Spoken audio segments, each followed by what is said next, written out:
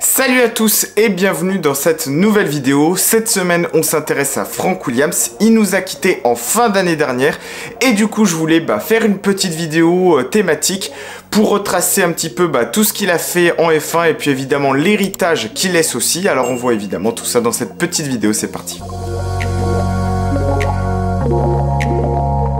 Frank Williams, c'est un personnage de la F1. Il laisse une image plutôt dure, un homme plutôt froid, mais pour autant un homme juste et surtout un homme entièrement dévoué à sa passion, la Formule 1. Faut pas oublier en plus de ça qu'il est parti de rien, il a réussi à faire de son équipe une équipe championne du monde et en plus de ça multititré. Lui-même, en plus on va le voir, n'a pas été forcément épargné par le destin. À la base, Frank Williams, c'est un mécanicien, il est aussi pilote amateur et il prend part à quelques épreuves locales, mais il se rend vite compte qu'il ne pourra pas devenir pilote professionnel, il lui manque quelque chose. À ce moment-là, il décide d'engager son ami et pilote Pierce Courage. Lui devient manager et il fonde en 1966 Frank Williams Racing Car. Il va petit à petit monter un petit peu les échelons, F3, F2, puis Formule 1.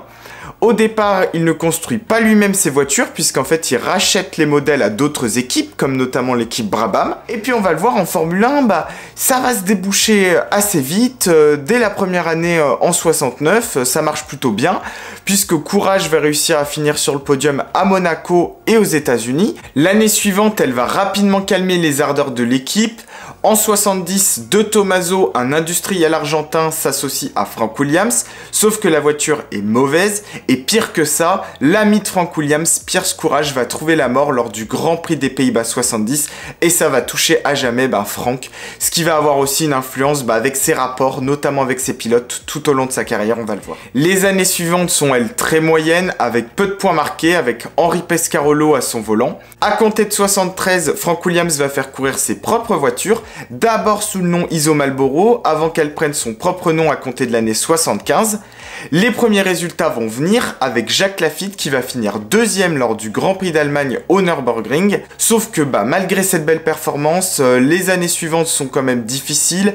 Williams a ses finances dans le rouge. Il va devoir du coup céder son équipe à Walter Wolf. Sauf que il va quand même continuer à diriger l'équipe, mais il va se retrouver rapidement en désaccord.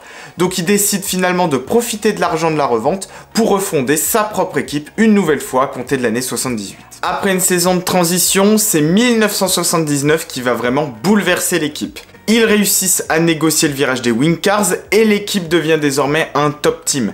Ils lancent la FW07 qui va être vraiment l'arme fatale de la fin d'année. En plus, Frank Williams réussit à assurer le futur financier de son équipe grâce à l'appui de sponsors saoudiens. Regazzoni remporte la première victoire de Williams au Grand Prix de Grande-Bretagne en 79 à Silverstone et après ça, Alan Jones va remporter 4 succès en fin d'année. Malheureusement, ce sera un peu tard et il pourra jouer le titre qui ira du côté de chez Ferrari. Mais heureusement pour Frank Williams, faudra pas attendre très longtemps parce que dès l'année suivante, 1980, c'est le premier titre de l'équipe. Alan Jones remporte 5 succès et en plus il gagne aussi le titre constructeur grâce à Carlos Reutemann. À partir de là, ça va être une décennie assez faste. En 81, il remporte le succès constructeur, après une année de cohabitation difficile entre Jones et Reutemann. D'ailleurs, aucun des deux n'aura réussi à acquérir le titre cette année-là. En 82, c'est Rosberg qui vient arracher le titre pilote. Ensuite, 2 années de transition, 83-84, Williams décide de passer au moteur turbo Honda, mais il faudra quand même pas attendre très longtemps avant de retrouver le succès.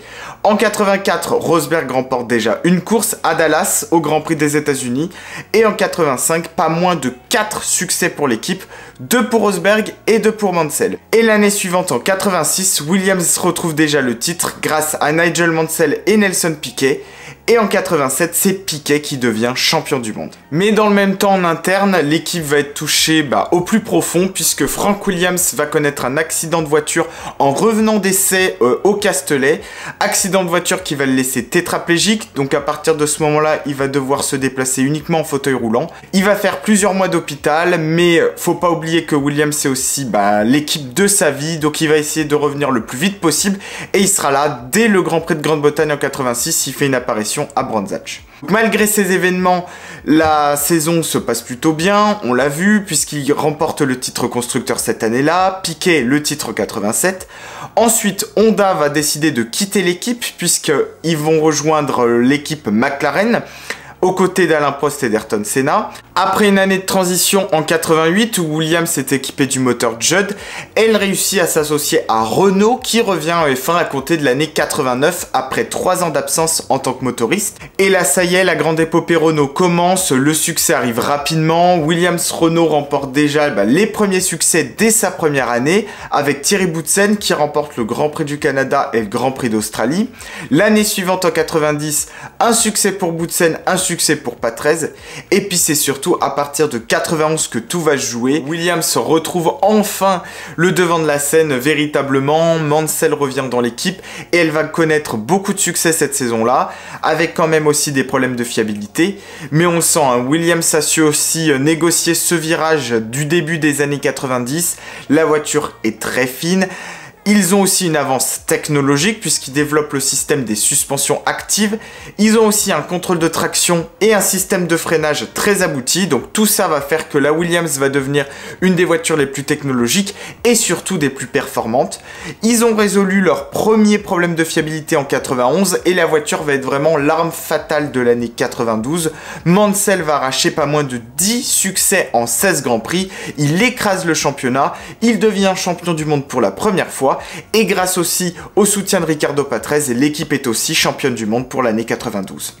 Mansell et Patrese quittent l'équipe fin 92, Mansell part à la retraite, Patrese lui va chez Benetton et c'est Alain Prost qui revient en 93 chez Williams avec à ses côtés Damon Hill, un jeune Britannique. Il va réussir, Alain Prost, à aller chercher le titre assez facilement, 10 victoires cette saison-là en 16 Grands Prix. Avec l'aide de Damon Hill, il remporte aussi le titre constructeur. Donc là, ça y est, on peut le dire, Williams est vraiment véritablement devenu l'équipe de référence. Prost, à nouveau, décide de quitter la Formule 1 et c'est Ayrton Senna qui est engagé pour 94, avec évidemment dans l'espoir de faire aussi bien que les deux pilotes précédents, d'aller chercher le titre, mais on va le voir évidemment, la suite va être assez tragique. Et voilà, c'est fini pour cette première partie sur Frank Williams. On se retrouve évidemment très vite pour la partie 2, ne la manquez pas. Et puis quant à nous, on se dit à très vite sur ma chaîne, à bientôt.